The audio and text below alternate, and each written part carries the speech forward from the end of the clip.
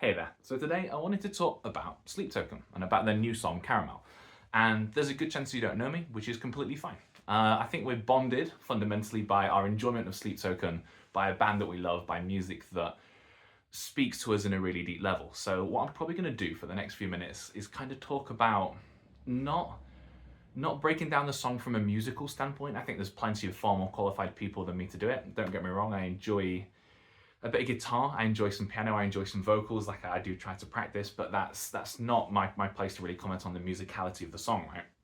I want to talk more about what the song tells us about the human condition, lessons we can learn from it, like sort of philosophical points we can make, or general reflections on humanity. I think this is part of me just speaking out loud, but I think in the internet nowadays, there's a lot of very fast-paced, choppy content that's in your face, and I think there's a real space in the world for slower, methodical conversation. So if you're the kind of person that maybe just likes to spend 5 to 10 minutes listening to a video that, in essence, tries to build connection between human beings, then hopefully this is something that resonates with you, and hopefully we connect in some way as human beings.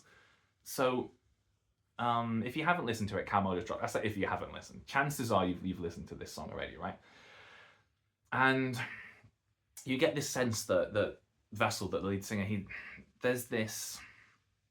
It's the double-edged sword of fame and of infamy, right? Of infamy, of like building something that you can be very proud of, something that you've worked really hard to create, but then at the same time recognizing that comes with certain drawbacks, certain pitfalls, and that success often has a price. And I think we know that the band going into this are very much about the music, about what they want to put out, about experimenting, bouncing ideas off each other, being experimental with their genre, with their sound, with their vocals, with the different rhythms and instrumentation they use. It's a really, really cool band. That's why I love listening to them. It's why I've been obsessed with them for years now. But with that, I think there comes this subset of, especially the mystery and the allure around being a masked band, that people want to know what almost who's underneath the mask. I think there's a natural inclination of people to want to know that, and I don't think that innate drive or desire to want to know that is necessarily a bad thing, right? Because you kind of want to know. There's an innate mystery there. Human beings are designed to solve mysteries, designed to solve puzzles, to find solutions. So it's natural that our brains wonder about that. I think what gets tricky is that there's evidently a subset of people that have taken that too far, and that have gone to like doxing the band to try and reveal their identities, to try and dig into their like background and their lives and their like all this different stuff. And it borders into, it doesn't border into it actively is an invasion of their privacy, and it detracts, I think, from the musical message that they're trying to do. Because I think yes, I think for to some extent having a thing, an aesthetic for a band can be it can be a selling point in a way, right?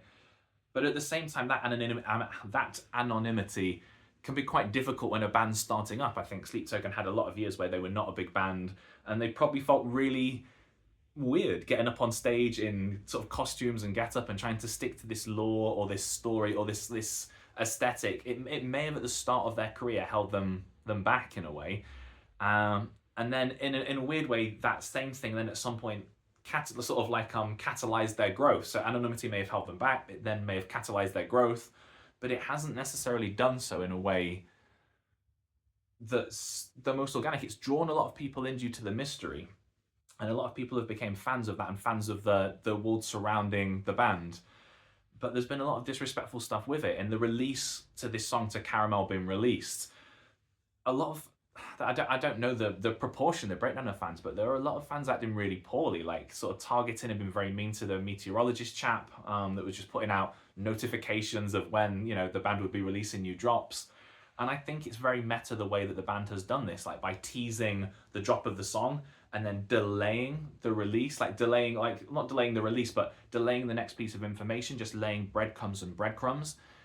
It almost feels like it actively, whether it was their intention or not, it actually pulled out these negative or more toxic parts of the community, of the fan base, and it it got that portion of the fan base to act toxically, to do these kind of mean things, to be threatening stuff, to be acting entitled and the desiring of instant gratification.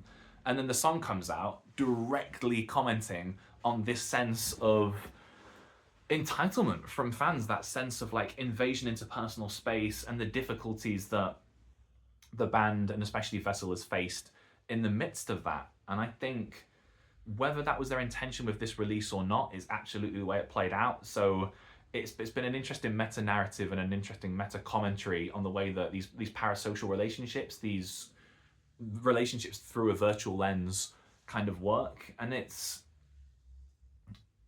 such a double-edged sword, right? So it's the band have been able to connect to us and share these experiences and create something that resonates with so many people in such a profound way, and that is beautiful. That's one of the fundamental things that we all love about music, right? That's what we love so much. But then the other hand of that is it's created also places where people to be obsessive and a bit, honestly, well, I'll admit I'm obsessive, and there's room for where I would draw the line. I can't imagine a world in which I would ever be toxic or negative towards a person around this, or where I would put pressure on a band to try and release new music. I think there's a sense of, as humans, we have to realize that artists don't owe us anything, right? They owe us nothing. They're putting out music because they want to put out music. That is it. They don't owe us any release date. They don't owe us new music. They don't owe us new songs. They could never tour, never put out a new song, and that is completely fine, right? They owe us nothing. I think there's a sense of growing entitlement. I think maybe this is for a broader conversation. This might link to the TikTokification, the Instagram nature of life, right? We used to get information instantly. We're used to getting things instantly. So we don't have that sense of being able to wait and delay gratification for something taking months or years. That's completely fine. I think we have to be kind of comfortable with that. And even comfortable with the idea that it might go away entirely. Like from the early days, like the band's tagline from its pages has been like, nothing lasts forever, and nothing does. You can't keep forcing people to produce when you want them to produce. You can't force people to be what you want them to be. And I think this release has been a really interesting reflection on the human condition as a whole, and what it means to follow a band, on what it means to like or enjoy something. It's been kind of a wild ride, and I think there's a lot of lessons to be drawn from that. I'm probably going to leave it there for today. I'm sure I'll have more nuanced thoughts as I have more time, but again, I've only listened to the song just recently over the last hour. These are some of my initial reflections. I'd really love to know what you think. Like, what are your thoughts? What do you think about the release of the song? What do you think about the band as a whole? In relation to why they've put this out, what do you think about the way this sort of song's been released and built up? What do you think about the fandom? Do you have any...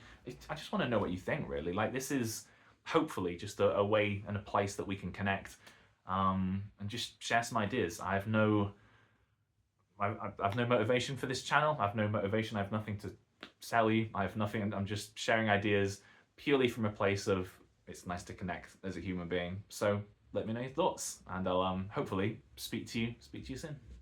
Bye bye.